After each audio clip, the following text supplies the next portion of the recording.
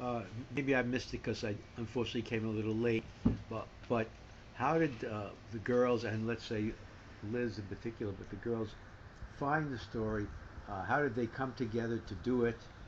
And in particular, Liz sounds like she wasn't ready, and I suppose the others will like her.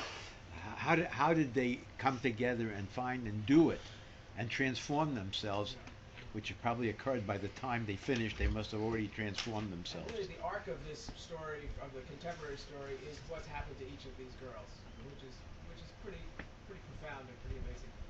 Their teacher has been doing these National History Day projects had been doing it for 20 years, and he has a file that he keeps. Multiple files, which is just full of interesting stuff. It's like my interesting stuff folder. Um, and at the beginning of the year, each of the kids who are in his social studies class um, if they choose to participate in National History Day, they go through the files and look for something that interests them. And in one of those files was this U.S. News and World Report reference to Irena Sendler. Very brief, a paragraph, nothing different than the Holocaust Museum's reference. And that's what started. Um, Liz was the one who started it. So they decided to do this as a performance. So then the teacher Norm Kennard suggested that Megan and then Sabrina join them, and that the three of them work on this as a project-based National History Day project. And did you said you implied, or maybe actually said it, and I didn't quite get it, that the three girls, they identified themselves with the people in the ghetto, or how did you put it? I didn't quite put it that way. It was something to realize Well, that there's a oneness there. each of them had a very significant trauma with their mother, and as you can hear from Liz's story. But Megan and I don't want to give away all of the sort of the depth of what was going on with each of them and their mothers. So there was a particular poignancy in this story of mothers giving up their children, Ah. um, and and this is something that's actually not in the book, that I only heard just before Irena died in 2008 from her caregiver at the very end of her life, who said to me, the last three children that Irena rescued were these three girls. Hmm.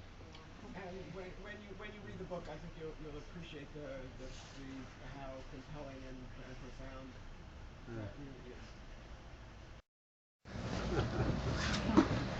And it's in history, and her goal is to teach Holocaust education to middle school students. Um, Megan now works for the Irena Sendler Life in a Jar Foundation. She's the program coordinator for that foundation. And by the way, the money for this book, 60% of my royalties go to the foundation, to the Irena Sendler Foundation. And what the foundation does is it works with students all over the world to do project-based learning about unsung heroes in history who exemplify the legacy of Irena Sendler, of tolerance and respect for all people. Um, so this project has now worked with students in every state in the United States. Over 500,000 students have been involved in one way or another with the Irena Sendler Foundation with this project. More than 20 countries are involved.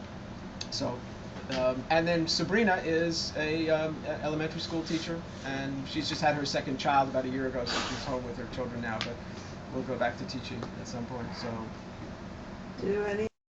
One of the things that impressed me about your story was the impact that these girls had on Poland. Yes.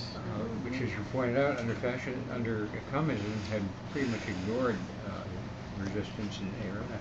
And I get, from what I read, that she's become much better known in Poland now than she had been. Young people are beginning to take up her story in their own lives. In 2000, when they started this project, they did an internet search of Irena Sendler, and they got one hit, and that was Yad Vashem, because they had given her a medal. There was nothing else about her. And and no one in Poland knew who she was or what she had done. Right. Since then, she has been nominated for the Nobel Peace. She was nominated for the Nobel Peace Prize in 2007.